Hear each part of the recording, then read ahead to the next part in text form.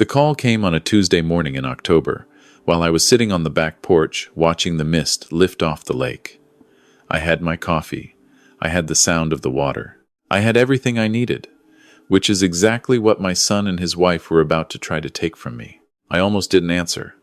I saw my son's name on the screen and I thought, good, he's calling to check in, maybe ask about Thanksgiving. So I picked up and said his name the way fathers do, warm, unhurried, glad to hear from him.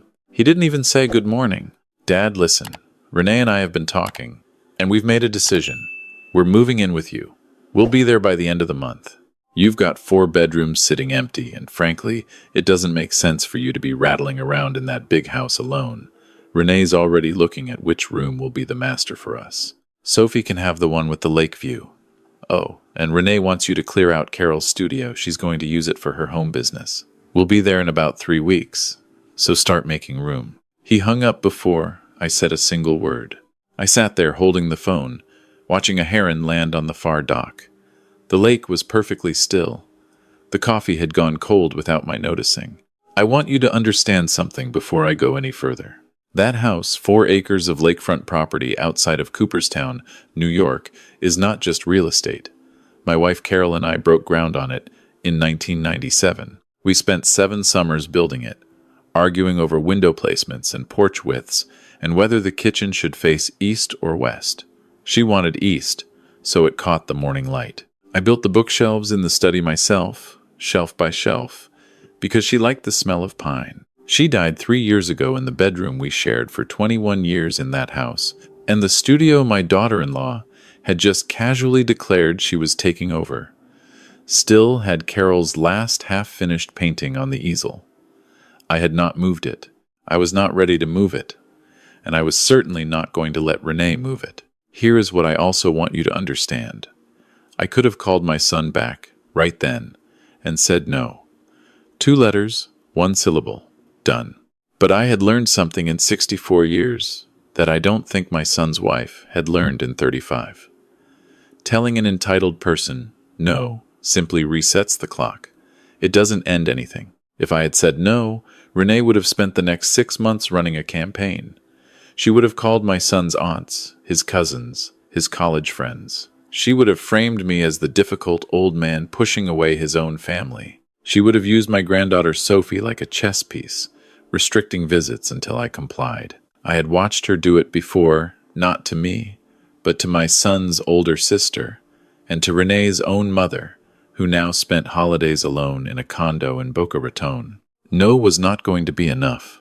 Renee needed to show herself, and I was going to make sure she had every opportunity to do exactly that. I poured out the cold coffee and went inside to make a phone call of my own. His name is Gerald Whitmore, and he has been my attorney since 1989.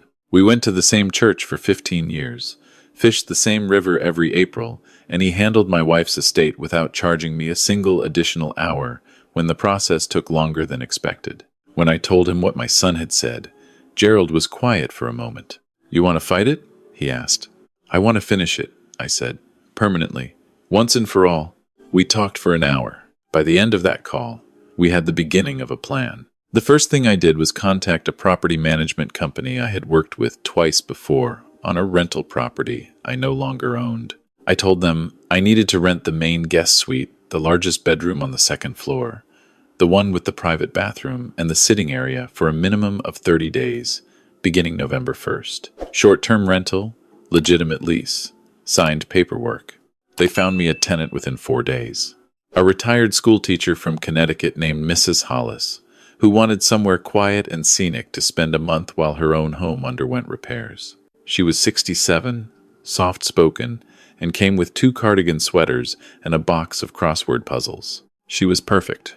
The second thing I did was have Gerald begin the paperwork to transfer the property into a revocable living trust, with specific language about permitted occupancy. I was the sole trustee. The trust document was thorough and airtight, and spelled out in plain English that no individual could claim residency or occupancy rights without written consent from the trustee. Gerald filed it with the county. It was done before the end of the week. The third thing I did was call my son back. "I've been thinking about what you said," I told him, which was true. I had been thinking about nothing else. You know what? Come on. Come visit. Come spend some time. I'd love to see Sophie. He sounded relieved in a way that told me the call had been harder for him than he let on. My son is not a bad man. He has never been a bad man. He is a man who married a woman with a force of personality he has spent 12 years learning to navigate, and somewhere in those 12 years he forgot that he was allowed to push back. Renee is really excited, he said. I'll bet she is, I thought. Come for the weekend first, I said. Get a feel for it. We'll have dinner, catch up properly. He agreed.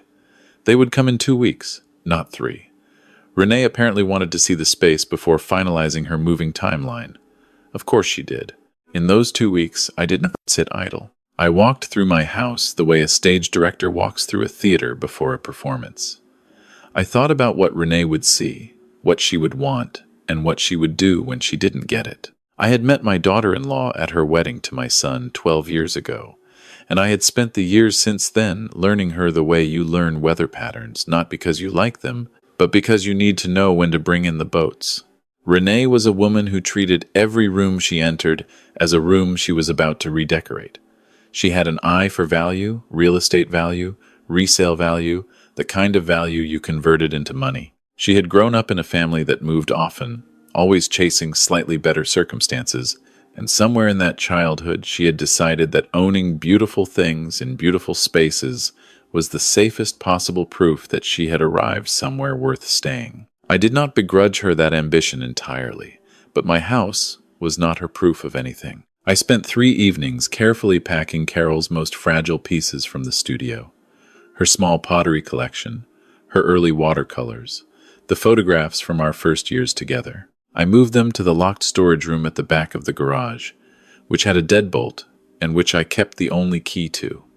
I left the studio otherwise intact, including the unfinished painting on the easel. But I covered the easel with a drop cloth because the painting was mine to look at or not look at, and I did not want Renee's eyes on it. I removed the spare house keys from the lockbox beside the front door and replaced them with keys to the garden shed.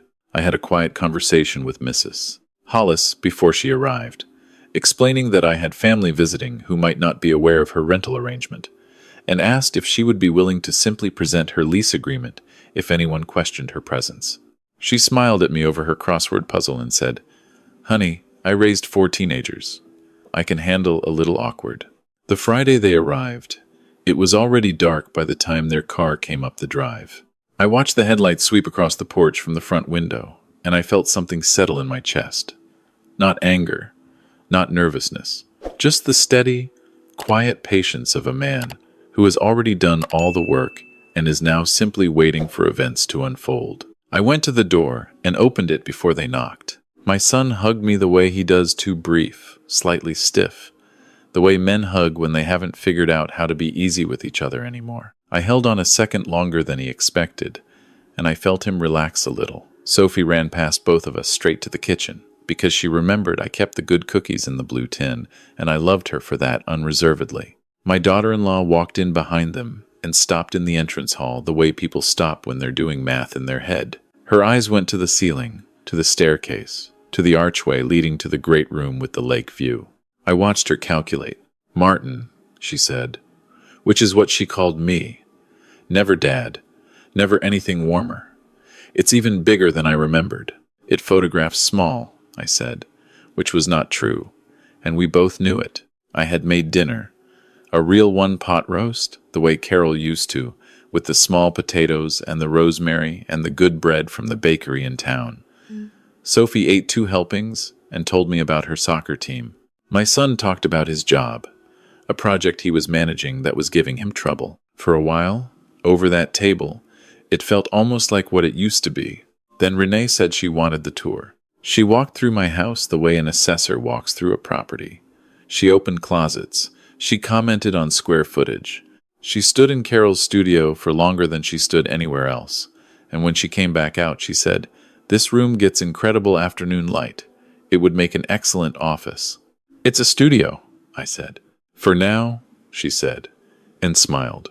After dinner, when my son had taken Sophie upstairs to get her ready for bed, Renee sat across from me at the kitchen table with her hands folded and told me what she had decided. She said that she and my son were concerned about me being alone. She said the house was too large for one person and that it made more financial sense for a family to occupy it properly. She said she had already spoken to a decorator, just exploratory, just ideas about what could be done with the East Wing. She said, with the careful language of someone who had rehearsed this, that she thought we could make this work for everyone. I nodded through all of it. I poured her more coffee. I asked her questions about her plans, where she imagined the home office, how she thought the layout would work, what she had in mind for the guest suite. She told me, in some detail. The guest suite, she said, with the private bathroom and the sitting area, would be ideal for her mother. She's been talking about wanting to be closer to us. I nodded at that too. What I did not tell her was that the guest suite was, as of 3 days ago, legally occupied by a retired school teacher from Connecticut who had a signed lease and was, at that very moment, reading a crossword puzzle book in the sitting area Renee had just described as her mother's future bedroom. The next morning I was up at 5:30, as I always am. I made coffee and sat on the back porch and watched the lake come back to itself in the early light. At 7, I heard movement upstairs. At 7:15, I heard something else, a voice, sharp and surprised, in the hallway near the guest suite.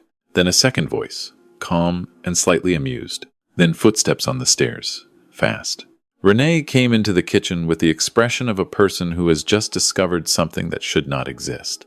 "There is a woman in that bedroom," she said. "That's Mrs. Hollis," I said. "She's renting the suite through November. Good tenant. Very quiet." The silence that followed was the kind that has temperature. "You rented out a room in your house," Renee said, without telling us. "I rented out a room in my house," I said, the way people who own houses do. My son came downstairs 20 minutes later, looking like a man who had already been briefed on the situation and did not know whose side he was supposed to be on. I poured him coffee and told him to sit down. "I want to talk to both of you," I said, "about the house." I set the trust documents on the table. Gerald had prepared a summary page, 1 page, plain language, no legal jargon. I slid it across to my son and watched him read it. It said that the property had been transferred to a living trust, that the trust governed occupancy, that no individual could establish residency without written consent from the trustee, that the trustee was me. My son read it twice. Then he looked up. "Dad, when did you do this?" 2 weeks ago, I said, right after the phone call. Renee was standing at the edge of the kitchen. She had not sat down. I noticed she was very still in the way that people are still when they are doing a great deal of work internally. "You did this because of us," she said. It was not quite a question. "I did this," I said, "because this is my home. It was my home before this conversation, and it will be my home after it. I built it with my wife. Her name is still on the foundation stone by the front walk, and it will stay there. I am not rattling around in it. I am living in it, the way she and I always intended to live in it, and I am going to keep living in it." I looked at my son when I said the next part. "You are welcome here anytime. You know that. Sophie can have the Lakeview room whenever you visit, for as long as you want to visit. But this is my house, not a family asset to be divided up, not an opportunity, mine." My son was quiet for a long moment. I watched him the way you watch someone work through something difficult, and I did not rush him. "Renee talked to a decorator," he said finally, quietly. "Before we even came." "I know," I said. He nodded once, slowly, like a man confirming something he had been hoping wasn't true. What happened next is the part I had not fully planned for, and in some ways it was harder than everything else. Renee left the kitchen. I heard her on the phone in the hallway for about 10 minutes. When she came back, she sat down across from me, and I could see she had shifted tactics the way intelligent people shift tactics. Not retreat, but reframe. "Martin," she said, "I think you've misunderstood our intentions. We're not trying to take anything from you. We're trying to be closer to family. Daniel misses you. Sophie adores you. We thought this would be good for everyone." It was well delivered. I'll give her that. "I appreciate that," I said. "And I mean it. Come visit. Come for Christmas. Bring Sophie for the whole summer if you want. I mean that, genuinely." But visiting and moving in are two different things, and I think somewhere in the last few weeks those two things got confused. I paused. Also, Renee, Carol's studio is not going to become your office. It's going to stay exactly as it is, with her things in it, for as long as I'm living in this house. That's not something I'm going to discuss. The name landed the way I knew it would. Renee had never fully understood what Carol meant to me, or perhaps she had understood and found it inconvenient. Either way, the name in that sentence was a line, and we both knew I had drawn it.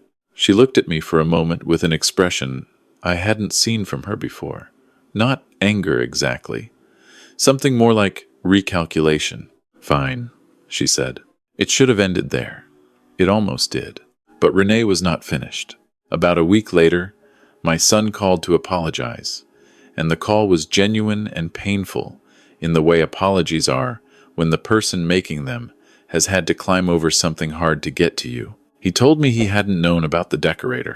He told me he should have called me differently, should have asked instead of announced, and that he was sorry. I told him I knew, and I told him I loved him, and I told him to bring Sophie up before the lake froze over because she had talked about wanting to try ice skating. But Renee had a different call to make. She called my son's aunt Patricia, who is 71 and lives in Rochester, and has always had strong opinions about family unity. She told Patricia that I had become isolated and possibly erratic, that I had installed a stranger in my house and drawn up legal documents to prevent my own family from helping me. She called two of my son's cousins with versions of the same story. She was building something. I recognized the architecture of it, and she was doing it quietly, the way she always operated. I found out about it because my son's Aunt Patricia called me directly. I don't know what's going on over there, Patricia said, but Renee called me and honestly, Martin, something about it felt off.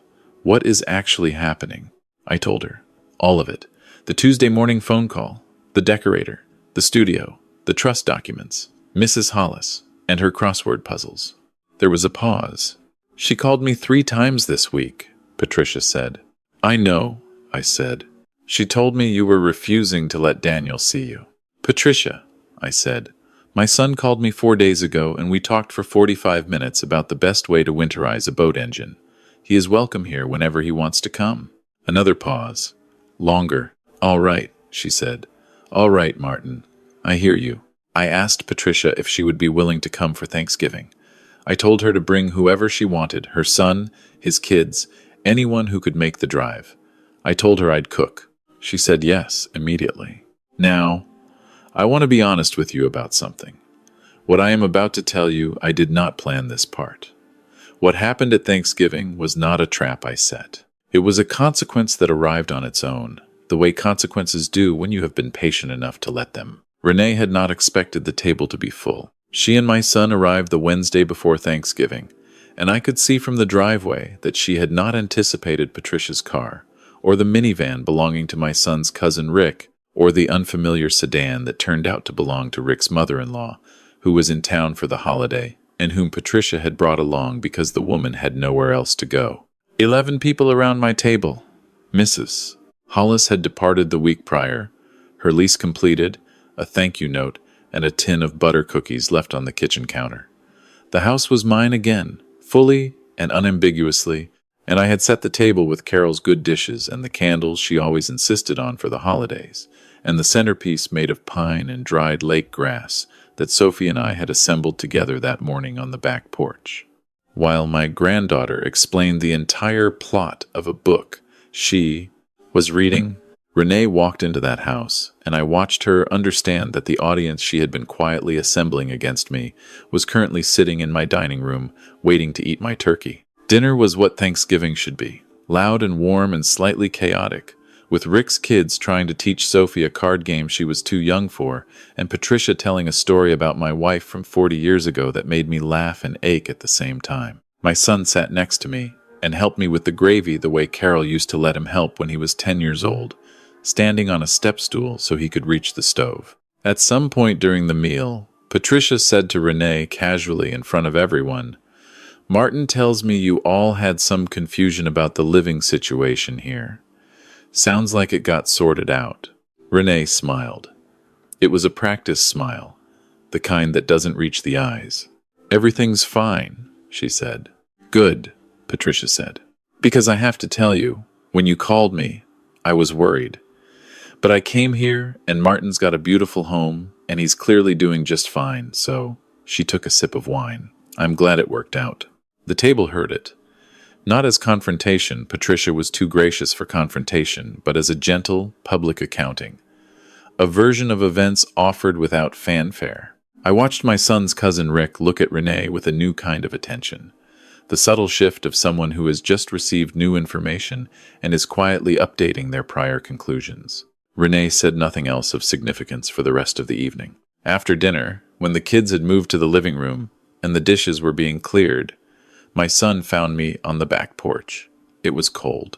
The lake was going still and dark the way it does in late November, the last of the light sitting low in copper on the far shore. He stood beside me for a while without talking. She called out Patricia, he said eventually. Yes, I said. She called Rick's mom too. And Joanne. He named 2 more relatives. She was trying to build a case. I know. He was quiet. The cold moved across the porch. I didn't know she did that, he said. Or I knew something was happening. I should have asked more questions. You're asking them now, I said. He leaned against the porch railing and looked at the lake, and I looked at him. My son at 38, still carrying in his face traces of the boy who used to fall asleep in the truck on the way home from fishing, cheek pressed to the window, tackle box rattling at his feet. She really wanted this house, he said. It was not a question. Yes, I said. I think I knew that, he said. I think I told myself it was about being closer to family. But I think I knew. I didn't say anything to that. Some things a man needs to say out loud just to hear himself say them, and the best thing you can do is simply witness it. I'm sorry, Dad, he said. I'm sorry for how I called you. The way I just announced it, that was wrong. It was disrespectful. It was, I said. And I forgive you for it. That's not even a question. He nodded. He looked like he might say something more, and then he didn't. And then he said, She's not a bad person. I want you to know that I know she's not a bad person. I don't think she is either, I said, and I meant it. People are rarely simply bad. They are usually afraid of something, reaching for something, compensating for something. That doesn't excuse the behavior. It just explains it. And explaining it is enough. I think she's scared, he said, about money, about security. She grew up not having things, and I think she sees this place, and he stopped. That's not your problem to solve. No, I said. But I'll tell you what is. Sophie grows up knowing this place. Sophie grows up coming here in the summers, learning to fish off that dock, helping me in the garden, sitting in the kitchen, eating Carol's cookie recipe. That is absolutely something we can make happen. And I want to make it happen. Whatever is going on between the 3 of us, that part doesn't have to be complicated. He turned to look at me. His expression was the one he used to have as a boy when he'd made a mistake and wasn't sure I was still on his side, still looking for evidence of how bad the damage was. I'm your father, I said simply. That's not something that comes with conditions. He cleared his throat and looked back at the lake. Inside, I could hear Patricia laughing at something Rick had said, and the clatter of Sophie winning whatever card game she'd been taught, announcing her victory at a volume only children can sustain without apology. 3 months have gone by since that Thanksgiving. Renee and I have not become close. I don't expect that we will, but my son calls more often now, not the dutiful monthly check-in, but actual calls. The kind where we run out of things to say and keep talking anyway. Sophie came for a week in February, and we skated on the edge of the lake, where it freezes reliably by the 2nd week of the month, and she told me she wanted to learn to paint. I took the drop cloth off Carol's easel that afternoon. The unfinished painting was still there, a study in light on water, the lake in late summer, all that gold and green. I set a new canvas next to it and showed my granddaughter how to hold a brush.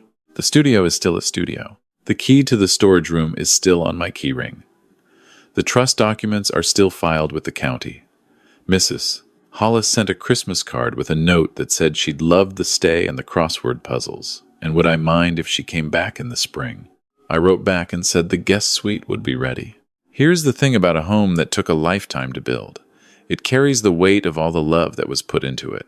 You can feel it when you walk through it in the quiet hours, before the rest of the world is awake, when the light is coming off the lake and the pine floors are warm under your feet, and the bookshelves your wife asked for are full of her books, still marked with her handwriting in the margins. You do not protect something like that by raising your voice. You do not protect it by arguing, or explaining yourself, or begging to be understood. You protect it by knowing its value more completely than anyone who wants to take it from you. You protect it by being patient. You protect it by being, when the moment calls for it, 2 steps ahead. And when your granddaughter asks why there's a painting that's not finished, you tell her the truth. Some things aren't meant to be finished. Some things are just meant to be loved exactly as they are. The lake is thawing now. By April, the heron will be back. I'll have my coffee on the back porch and watch the mist come up off the water, and I'll be exactly where I am supposed to be. Right here, in my own house,